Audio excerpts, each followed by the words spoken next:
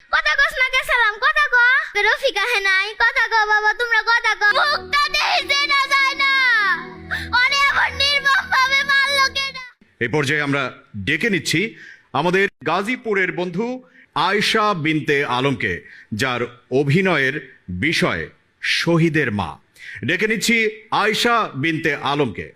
সেরাদের সেরা হয়ে বাংলার বুক জুড়ে বিজয়ের সুরে কথা বলো। লাল সবুজের দেশে গান সুর কবিতার টানে সেরাদের সেরা আজকে আমার ভুলাইব তাই এত কিছু অলেগা ওর প্রিয় কুমড়া বড়ি দিছি ওর বাহে পুষ্কুনি থেকে মাছ মারছে হেই মাছ রানছি ওর লেগে একটা বড় মুরগা রাখা দিছিলাম হেই মুরগাও রানছি ওর পছন্দের পিঠাও বানাইছি আজকে আমার বাড়িতে উৎসব হইব। তবে আমার পুলা কিন্তু ডাহার মস্ত বড় বিশ্ববিদ্যালয়ে পড়ে। আমার পুলাটা কিন্তু অনেক ভালো বুঝছেন, অনেক ভালো অনেক ভালো।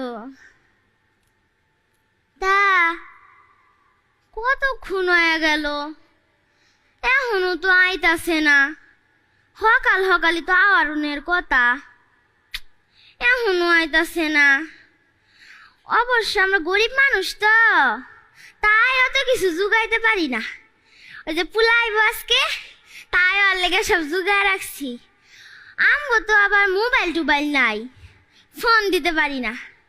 ওই যে আমগো পাশের বাড়ি সালাম আছে, ওই সালামের মোবাইল দিয়ে একটু কথা কই। কালকে কথা কইছি, কইলো যে শহর বলে কি কোটা মেদানি আন্দোলন হইতাছে বাপু। আমিও তো আবার বুঝি না। ওই জায়গায় বলো অনেক মারামারি হইতাছে, কেডা জানে পুলাটার কি খবর।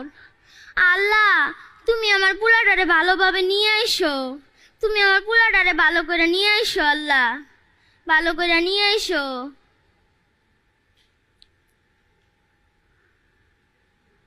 আরে ওইটা সালাম না, হ্যাঁ এটা দি সালামি ডাক দিছে। এ সালামে হন বাবা হন, এদিকে হন। ওই যে আমগো রফিকের একটা ফোন দে না। হ্যাঁ কইলো যে আজকে আইবো, সকাল আইবো, তা এখনো আইতাছে না। হ্যাঁ ফোন কর হ্যাঁ ফোন কর। হ্যাঁ কি কয় বন্ধ কয়? ও তাইলে মনে হয় মোবাইলে চার্জ ফুরায় গেছে। আচ্ছা তুই কই যাস, মরে যা।